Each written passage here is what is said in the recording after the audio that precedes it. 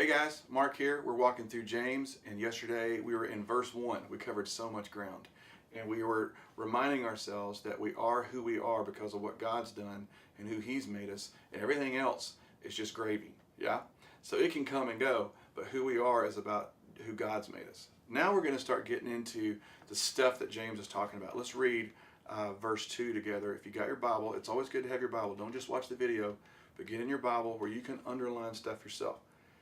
Verse 2, count it all joy, my brothers, when you meet trials of various kinds.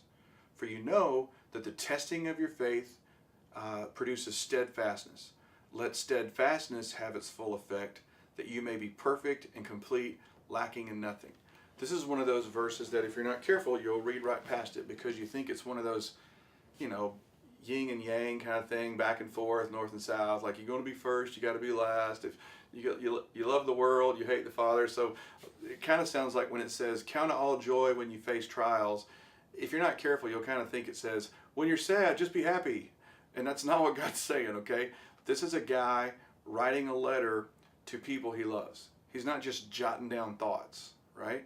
He's telling them, count it all joy when you meet trials of various kinds. And joy is way different than happy, all right?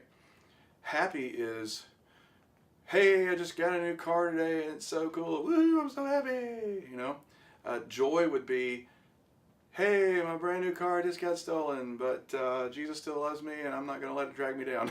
That's like a little tiny goofy picture of the fact that joy is deeper than just happy. Happy's up here on the surface, and when the waves start tossing, if we're not careful, we'll follow our feelings, let our world go nuts.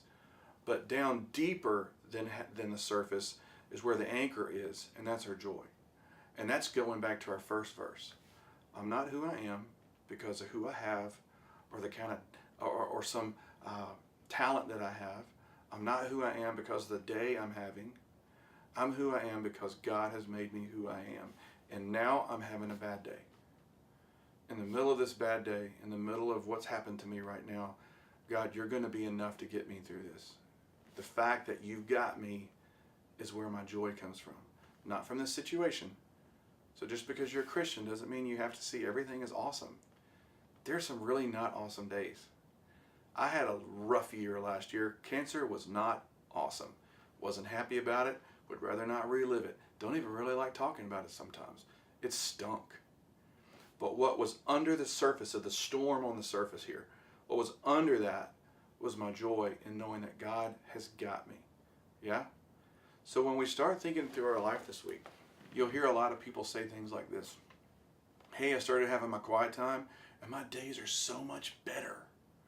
And that's just not possible.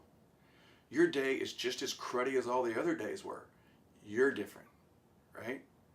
The more we're in the Word, the more we're knowing God, the more He reminds us who we are, then we start knowing, okay, I know this is going on, same cruddy day as it ever was, but right now, my joy is deeper than the surface. So read through that verse again in 2 through 4. And as you read through, say, God, do I do that? Do I let my situations just totally tank me? Do I let one person just rule my day and ruin me? Or am I holding on to something deeper than the kind of day I had, knowing, all right, God, you've got me through this? I know that's hard to say some days, but this is stuff that if we'll keep reminding ourselves, God will start showing us that He's got us. Even when the surface looks crazy, He's still got us underneath. You guys keep reading those verses, and we'll see you guys tomorrow.